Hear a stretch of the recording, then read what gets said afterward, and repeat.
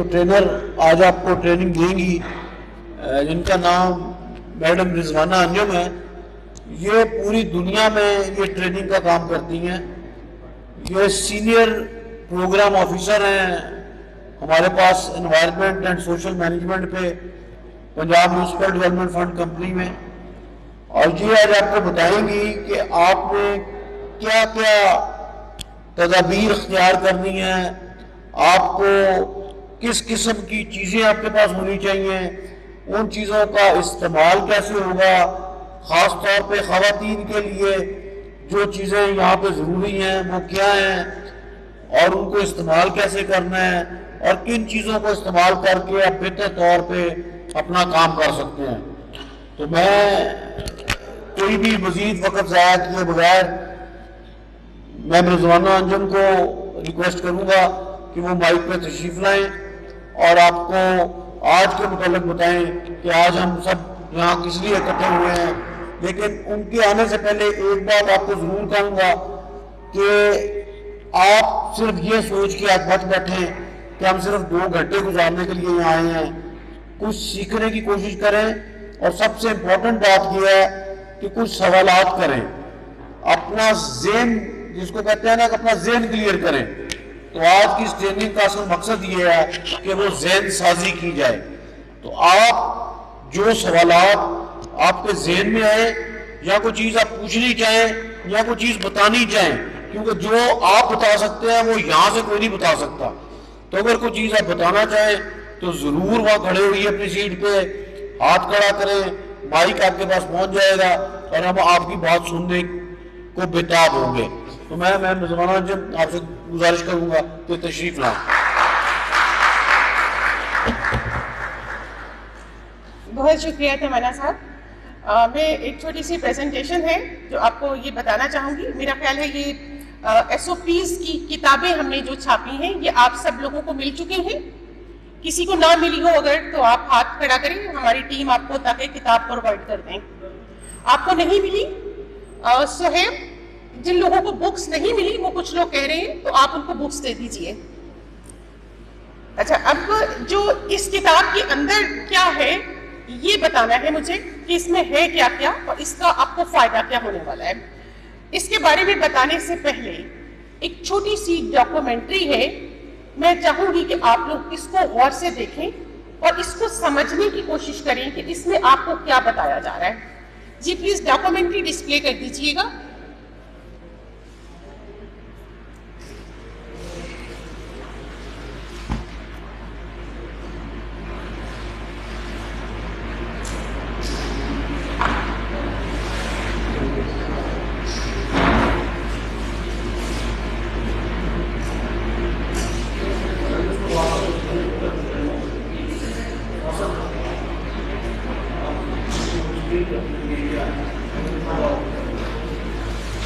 ये डॉक्यूमेंट्री जो हम आपको दिखा रहे हैं ये इंग्लिश में है, लेकिन इसमें काफ़ी अच्छा जो है इन्होंने तस्वीरों की मदद से इसको समझाने की कोशिश की है।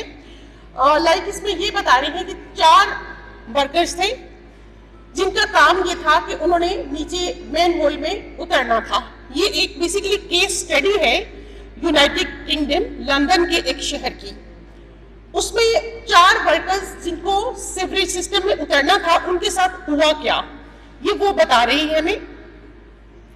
ये उनका सुपरवाइजर है जो कि उनको बता रहा है कि आपने क्या क्या करना है।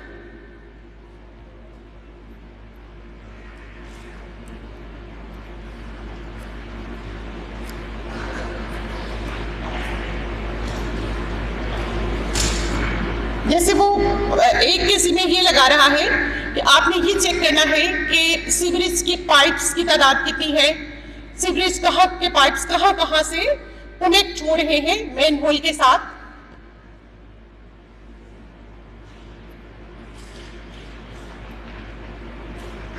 और टोटल इनके पास जो ये दिखा रहे हैं 3 मेन होल है, A, B और C के नाम से।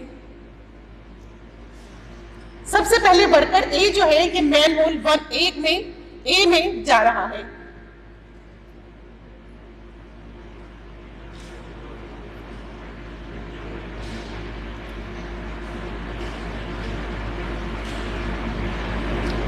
अब इसमें आप देख सकते हैं कि क्या हो रहा है। एक जो मतलब 4 वर्कर्स हैं, उनको प्रॉपरली सुपरवाइजर की तरफ से जो इंस्ट्रक्शंस हैं, जो हदायत हैं, वो ठीक तरह से समझ में नहीं आई या उनको हदायत दी नहीं गई। ठीक है, सबसे पहला जो इशू हुआ कि जो मैन होल की वेंटिलेशन का जो हवा का सिस्टम मैन होल में होता है, वो ये कि उसमें जाने से, वर्कर के अंदर जाने से पहले वेंटिलेशन को क्लियर करने के लिए सिस्टम को, मैन होल के ढक्कन को खोला नहीं गया। जैसे ही ढक्कन खोल के, मतलब ये एक चीज है इसका सेफ्टी के लिए, ये होता है कि आपने जब मैन होल में नीचे उतरना है तो पहले ढक्कन कुछ देर के लिए खोल दें ताकि उसके अंदर जो जहरीली गैसें हैं वो निकल सकें। अगर आप ढक्कन खोलते साथ ही अंदर जो है मैन होल में चले जाते हैं तो वो जहरीली गैसें हवा में जाने की बजाय सबसे पहले आपके अंदर आएंगी। तो उसने बगैर ढक्कन खोले, वो ढक्कन खोल के बगैर उसका इंतजार किए कि गैसें निकल जाएं, वर्कर्स अंदर चले गए हैं। हाइड्रोजन सल्फाइड सबसे मोहलिक और जहरीली गैस वो वहां पे मौजूद थी, जिसका सबसे पहले वर्कर को सामना करना पड़ा।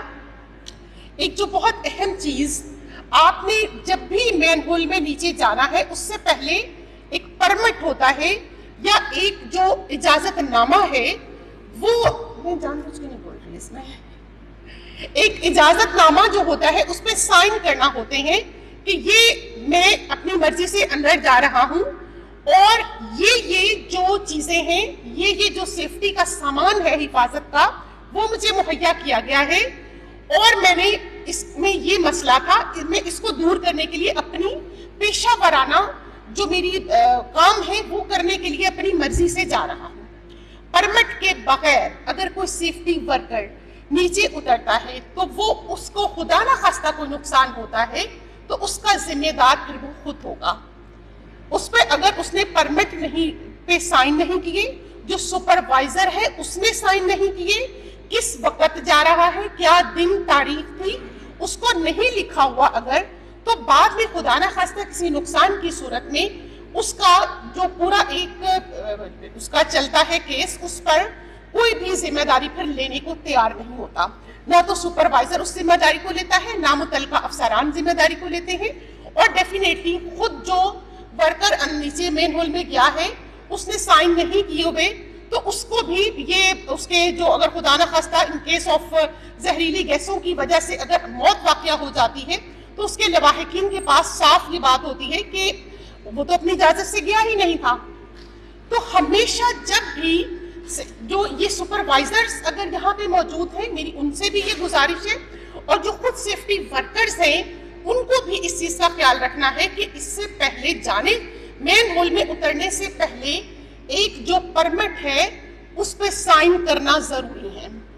आप लोग मुझे ये बता सकते हैं कि क्या आपकी एमसी में कोई परमिट लेने का, साइन करने का मेन होल में उतरने से पहले कोई सिस्टम एग्जिस्ट करता है, पाया जाता है? पहले तो आप लोग मुझे ये बताइए कि आप लोगों में से कितने ऐसे वर्कर्स हैं जो मैन होल्स में उतरते हैं, जो सैनिटरी वर्कर वाला सीवरेज का ये काम करते हैं? हाथ खड़े कीजिए प्लीज, सिर्फ हाथ खड़े करने, सिर्फ हाथ खड़े। 1 2 3 4 5 6 7 8 लोग हैं हमारे पास। अच्छा जी, अब मुझे ये बताइए कि आप लोगों को मैन होल में उतरने का कितने सालों का तजर्बा है? कितने साल से आप ये काम कर रहे हैं? एक एक करके बताइए जी। आप बताएंगे पहले, कितने साल हो गए? 13 साल, 23 साल नहीं, 23 साल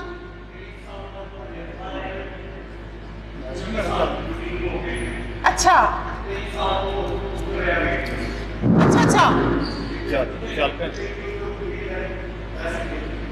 अच्छा 23 साल से आप मेन होल्स में उतर के सफाई का काम कर रहे हैं। कभी आपको जहरीली गैसों की वजह से किसी किस्म के नुकसान का सामना करना पड़ा?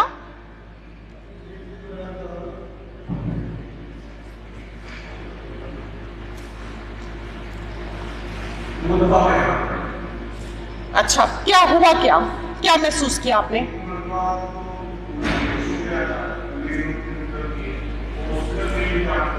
अच्छा,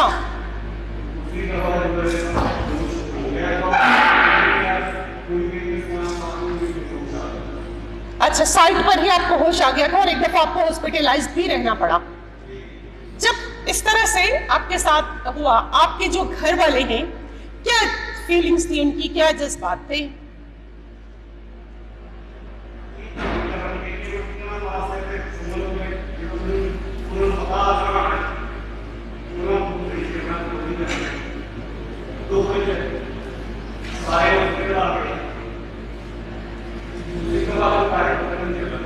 A big hand for all of you.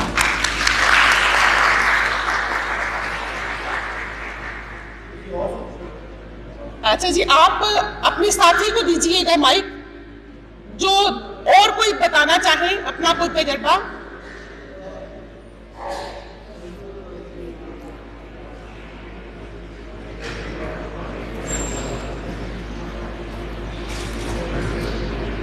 जी, आपको कितने साल हो गए मेन होल में उतरते हुए, ये काम सीवरेज का करते हुए?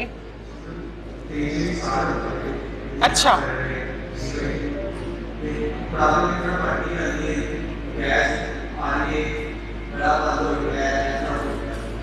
कभी कोई बहुत ऐसा कोई बुरा हादसा, खुदा ना खास्ता, आपके साथ 24 सालों में पेश आया हो? कोई जहरीली गैसों से आपको सामना करना पड़ा हो?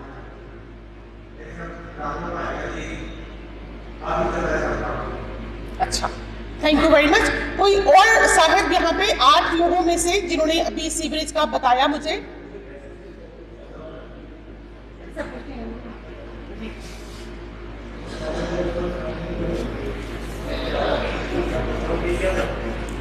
अपना तारफ करवा दीजिएगा, अपना नाम बता दीजिए। जी, सरवर, ये बताइए आप कितने साल से मेन होल में उतरने का काम कर रहे हैं? 10 साल से। अच्छा, आप मेन होल में जब उतरते हैं उससे पहले आपको पता होता है कि मेन होल के अंदर कौन कौन सी जहरीली गैसें हो सकती हैं? कभी आपने सोचा, इस पे गौर किया? जी, नहीं गौर किया। आपको किसी ने ये बताया भी नहीं कि आप जो काम करने जा रहे हैं ये कितना खतरनाक हो सकता है आपके लिए? ये कौन सी गैसें आप अपने सांस के जरिए अंदर ले जा सकते हैं?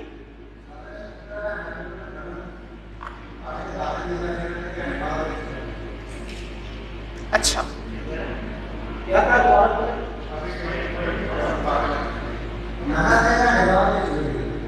अभी से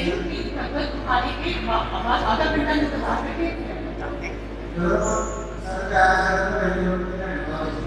अच्छा, गैसें कौन कौन सी होती हैं ये आपको नहीं मालूम और उनके खतरनाक होने का भी नहीं मालूम।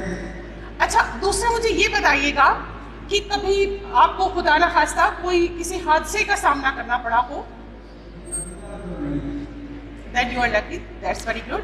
दूसरा ये बताइएगा कि ये मेरा सवाल उन तमाम 8 लोगों से है जो मेन होल में उतरने का काम करते रहे हैं पिछले कई सालों से, कि आप लोगों ने मेन होल में उतरने से पहले जो बाकायदा एक परमिट होता है, इजाजतनामा होता है, और जिसमें आपकी मर्जी शामिल होती है कि मैं अपनी मर्जी से ये काम कर रहा हूँ और मैं ये अपनी पेशा वाराना जो काम है उसको निभाते हुए ये काम कर रहा हूँ, और आपका जो सुपरवाइजर है उसके और आपने वो साइन किए हो मेन होल में उतरने से पहले।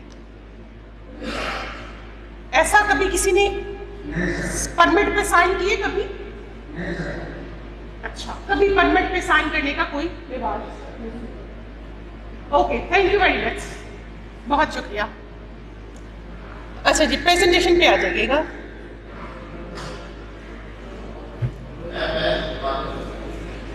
जी जी, दीजिए माइक प्लीज उन्हें।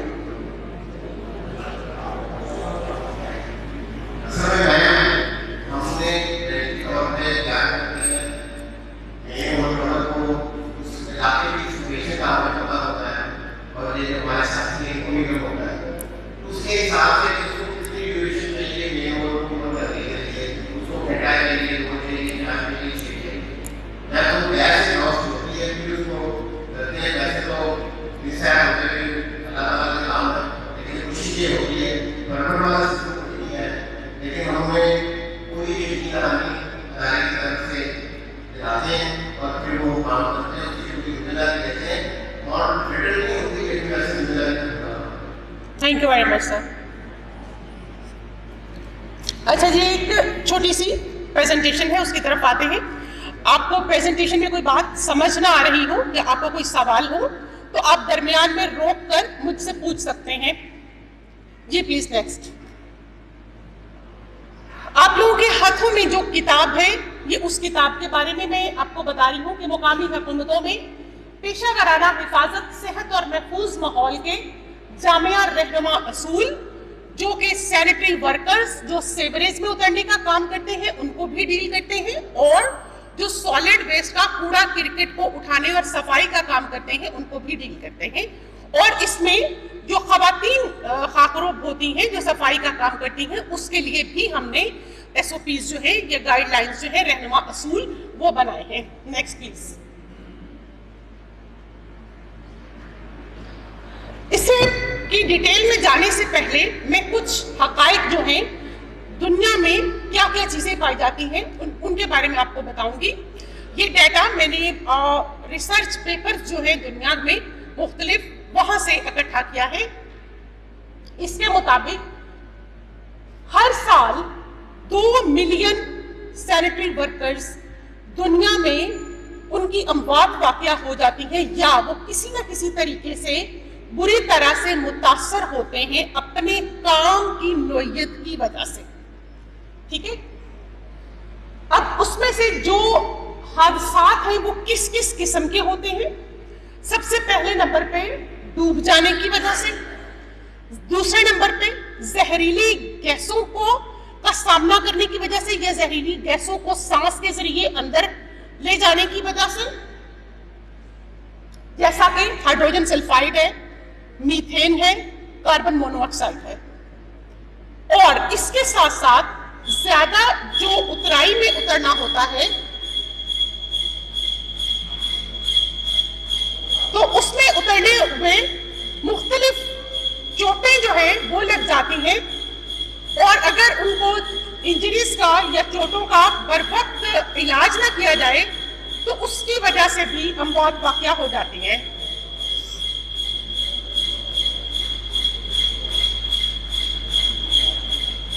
अच्छा, हमारे पास 3 दुनिया के ममालिक का डेटा जो है वो मौजूद है।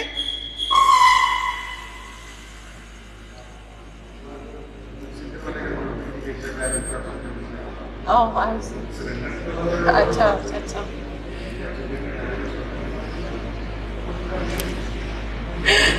अच्छा, 3 दुनिया के ममालिक की मिसालें हमने ली हैं। सबसे पहले नंबर पे हमारा हमसाया मुल्क इंडिया। इंडिया में हम देखें तो 1993 से लेकर आज हम 2024 में है, 2024 तक 2248 वर्कर्स की अमवात वाक़या हो चुकी हैं नीचे सीवरेज मेन होल में उतरने की वजह से। वो वाले उन वर्कर्स की जो कि सैनिटरी का काम करते हैं या जो सीवरेज में मेन होल में उतरने का काम करते हैं। दूसरे नंबर पे यूनाइटेड स्टेट अमेरिका जो कि अपनी जो है तालीम और तरबियत के लिए, अपनी बेहतरीन जो है डेवलपमेंट के लिए पूरी दुनिया में एक मिसाल है बाकी ममालिक के लिए। लेकिन इस केस में वहां पर भी ऐसे केसेस हुए हैं, और वहां पे अमेरिका में अगर हम देखें तो ओशा जो है उसने जो है ओशा स्टैंडर्ड्स हैं ऑक्यूपेशनल हेल्थ एंड सेफ्टी के जो इंटरनेशनली रिकग्नाइज्ड है, माने जाते हैं, उनको मानने के बावजूद, उन पे अमल दरामद होने के बावजूद वहां पर भी अमवात रिकॉर्ड की गई हैं। यूनाइटेड किंगडम लंदन की बात हम करते हैं तो वहां पर भी बहुत सख्त कवानीन हैं सैनिटरी वर्कर्स की हेल्थ और सेफ्टी को यकीनी बनाने के लिए। इसके बावजूद वहां पर भी बहुत सी अमवात रिकॉर्ड की गई हैं। नेक्स्ट, अब हम बात करते हैं पाकिस्तान की। पाकिस्तान में अब तक हमारे पास डेटा आया है पिछले 2 सालों में पाकिस्तान के 19 डिस्ट्रिक्ट्स का डाटा हमें मिला। 19 डिस्ट्रिक्ट्स में पिछले 2 सालों में 84 सीवरेज वर्कर्स की अमवात वाक़या हुई है, सिर्फ 19 डिस्ट्रिक्ट्स में और पिछले 2 सालों में। अब इसमें इसकी वजूहात क्या थी, किस वजह से ये डेथ्स हुई? उसमें सबसे पहले ये जो सेफ्टी इक्विपमेंट्स हमने यहाँ पे आपके सामने रखे हुए हैं, इन सेफ्टी इक्विपमेंट्स का इस्तेमाल ना करने की वजह से जहरीली गैसें सांस लेने के थ्रू अंदर गई और मौके पर डेथ हो गई। इस सामान को इस्तेमाल ना करने की वजह पाकिस्तान में सैनिटरी वर्कर्स की अमवात की सबसे बड़ी वजह है। अब इसके बाद जो ये एक अलार्मिंग ट्रेंड है, इसके बाद हम ये सोचने पर मजबूर हुए कि इस सिलसिले में कोई काम किया जाना चाहिए। नेक्स्ट, पंजाब की अगर हम बात करें, पंजाब में आप देखें ये मुख्तलिफ तस्वीरें हमने अखबारों से इकट्ठी की हैं जहां पे सैनिटरी वर्कर्स की अमवात वाकया हुई। अगले लाइए, अभी रिसेंटली जो अमवात वाकया हुई है सैनिटरी वर्कर्स की, मुल्तान में, बहावलपुर में और खक्खर में, मियां चन्नू में, ये सारे वहां के वाकयात को रिपोर्ट किया गया है। नेक्स्ट आता, अब इन सारे पंजाब में इस सूरत हाल को देखते हुए PMDFC को ये GIZ की तरफ से कहा गया कि आप इस पे फौरी तौर पर ऑक्यूपेशनल हेल्थ एंड सेफ्टी के SOPs बनाएं और वर्कर्स को इस पे तालीम और तरबियत और आगाही मुहैया करें ताकि ये जो बढ़ती हुई अमवात है इस पे काबू पाया जा सके। तो ये जो SOPs बनाए गए हैं इसके पीछे ये सारा बैकग्राउंड है। आगे आइए जी, प्लीज यहीं पे लिखो, ठीक है। अच्छा, अब इससे पहले हमने ये SOPs जो किताब आपके हाथ में है, ये बनाने से पहले ये नहीं है कि हमने ये किताब लाहौर में बैठ के AC वाले कमरे में बैठ के डाटा निकाला, गूगल से इधर से उधर से 2-4 किताबों से डाटा निकाला और उसके ये SOPs बना के किताब आपको दे दी। ऐसा नहीं है। इस पे हमारी पूरी टीम की पिछले 6 महीनों की मेहनत है। सबसे पहला काम ये किया था, आपको याद होगा कि कुछ महीने पहले हमारी टीम यहाँ शेखुपुरा में आई थी और सैनिटरी वर्कर्स के साथ उन्होंने बैठ के मुशावरत की थी और हमने कुछ सवालनामा बनाया था। उस सवालनामे को आपके साथ मिल के फिल किया गया था। सैनिटरी वर्कर्स जिसमें सिविलियंस के भी थे, जिसमें सॉलिड वेस्ट पे काम करने वाले भी थे, जिसमें MC के अफसरान भी थे। तमाम लोगों की मशावरत ली गई, उनके मसाइल पूछे गए। उसके बाद हमने उस डेटे को एनालिसिस किया कि क्या क्या चीजें ऐसी हैं जो MCs के पास, म्युनिसिपल कमेटी के पास जिनकी कमी है, या वो क्या क्या मसाइल हैं जो सैनिटरी वर्कर्स को जिनका सामना करना पड़ रहा है। आपके मशवरे, आपकी बातों की रोशनी में हमने एक लाहे-अमल तैयार किया। उसके बाद हमने ये SOPs जो हैं वो डिजाइन किए। नेक्स्ट आइएगा, ये आप देख सकते हैं, ये हमारी टीम आपके पास आई थी, साइट्स पर भी गई, आप लोग जहां काम कर रहे थे सीवरेज मैनहोल्स का, वहां पर भी जाके आपसे डाटा लिया गया, MCs के अफसरान का भी इंटरव्यू किया गया। नेक्स्ट, अच्छा, अब इसके लिए हम अगर ये देखें कि ये SOPs बनाने में क्या कोई पाकिस्तान में कवानीन मौजूद है कि नहीं है। पाकिस्तान में इस वक्त जो कवानीन मौजूद है जिनसे हमने ये SOPs बनाते हुए इस्तेफादा किया, उनमें आप देखें, सबसे पहले खुद Punjab local government act 2019 and 2022 local government का अपना कानून जो है वो सेफ्टी, सैनिटरी वर्कर्स की एनवायरमेंट, हेल्थ और सेफ्टी पे बात करता है और उसमें इसके बारे में बाकायदा शिकें मौजूद हैं। दूसरे नंबर पे आप बात करें हम Punjab occupational health and safety act, Punjab government का एक कानून है, 2019 में आया। फिर उसके बाद छोटे जो बच्चे हैं, 14 साल की उम्र से कम उम्र बच्चे जो हैं, उनको किसी भी लेबर में इंगेज ना करने का एक कानून है, वो यहाँ पे पंजाब का है। फिर उसके बाद पंजाब गवर्नमेंट सर्विसेज रूल्स हैं और protection against harassment of women at work place का एक कानून भी मौजूद है। इन तमाम कवानीन की रोशनी में हमने ये SOPs बनाए हैं। नेक्स्ट,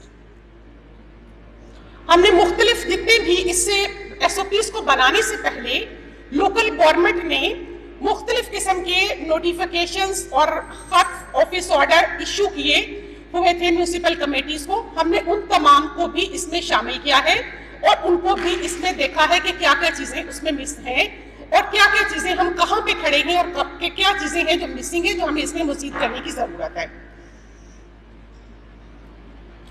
इसमें 7 जो है आप जो SOPs वाली किताब है, मैं चाहूंगी कि आप लोग उसको खोल लें सब लोग, और साथ साथ ये चीजें देखते जाएं, क्योंकि मकसद आपको जो किताबें हमने दी हैं इस पे हमारी 6 महीने की मेहनत है।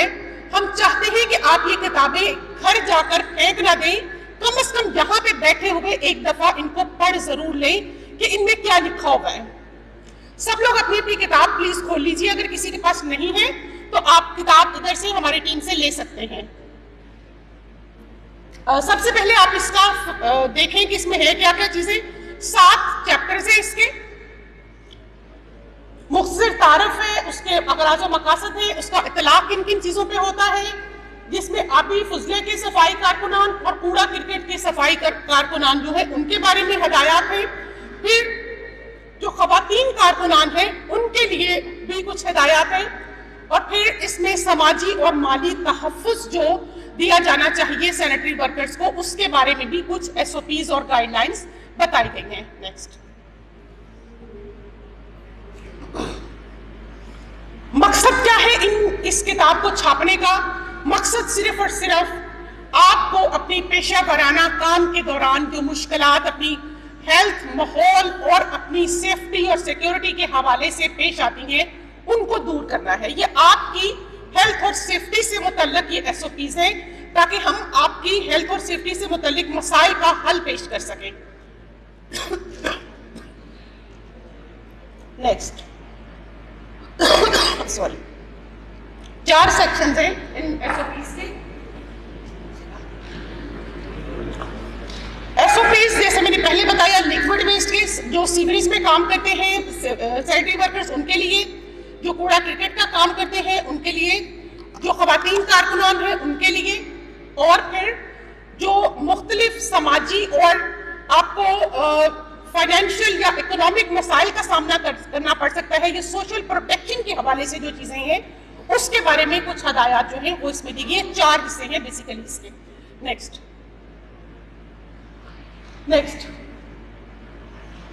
सबसे पहले हम लिक्विड वेस्ट की बात करते हैं।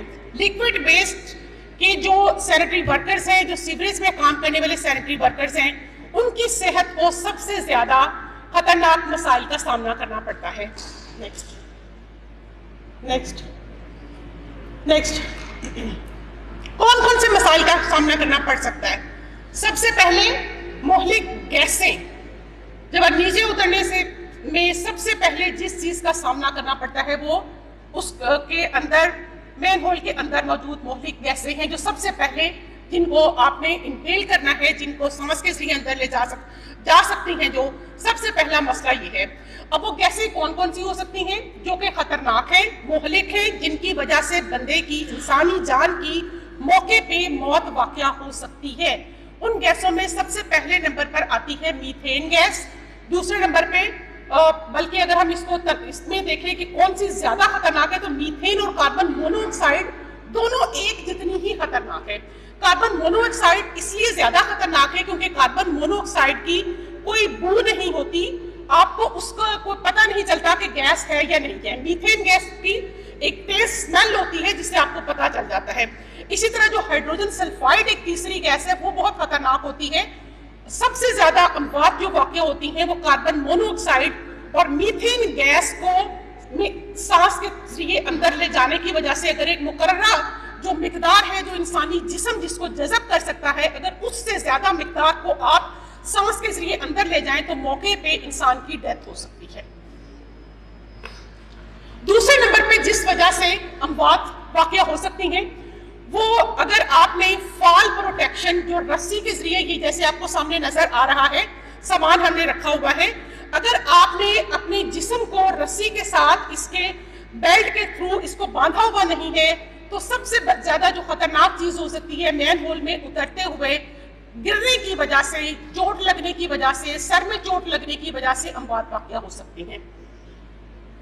तीसरे नंबर पे जो वेस्ट वाटर है, जो गंदा पानी है, उसमें फुजले के केमियाई ऐसे मुरक्कबात और ऐसी चीजें मौजूद होती हैं, ऐसे जरासीम होते हैं जो अगर इंसानी जो स्किन है उसके साथ अगर वो टच हो जाए या उसके साथ अगर ऑलरेडी जिस्म पे कोई जख्म बना हुआ हो और उसके थ्रू वो वाले जरासीम जो है वो जिस्म के अंदर ट्रांसमिट हो जाएं, तो उसकी वजह से भी बीमारी का खतरा बढ़ सकता है और वो बीमारी जो है वो मौत में तब्दील हो सकती है।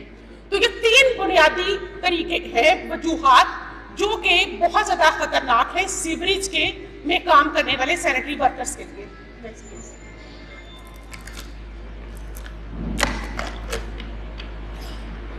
नेक्स्ट आ जाइए। अच्छा, अब इसके लिए हिफाजती इक़दाम क्या क्या करने हैं? गैस, सबसे पहले गैस का पता लगाने के लिए क्या क्या कुछ किया जाता है? आप लोग पहले खुद मुझे बताएं कि गैस है या नहीं है। उसका पता लगाने के लिए आप लोग कौन सा तरीका अख्तियार करते हैं? कोई एक वॉलंटियर बताए आप में से जो मैन होल में उतरते हैं, ये प्लीज दीजिएगा।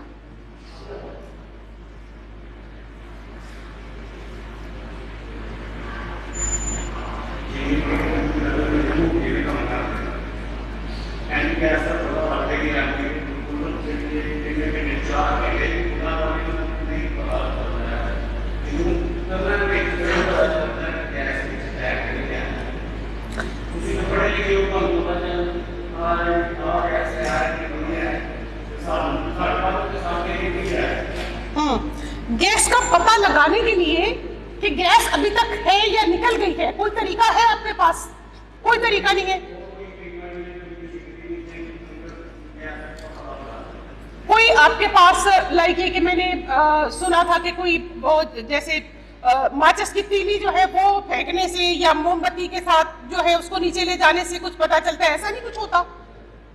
अगर आप इस पे को बता सकें।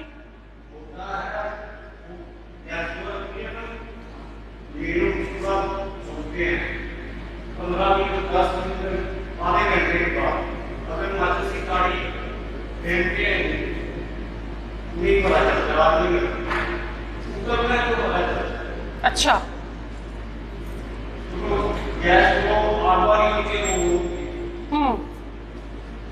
मतलब हम ये कह सकते हैं कि गैस की मौजूदगी का पता लगाने के लिए कोई किसी किस्म की चीज हमारे पास इस वक्त मौजूद नहीं है कि गैस है या निकल गई है, सवाल उस वक्त जब उसके अंदर सीवरेज वर्कर ने उतरना है और उसको वो इनहेल करेगा, या तो वो खुदा न खास्ता बेहोश हो जाएगा या ज्यादा इनहेल हो गई तो उसकी मौके पे मौत वाक़ई हो जाएगी, तब पता चलेगा कि गैस थी। पक्की बात है, ऐसे ही होता है।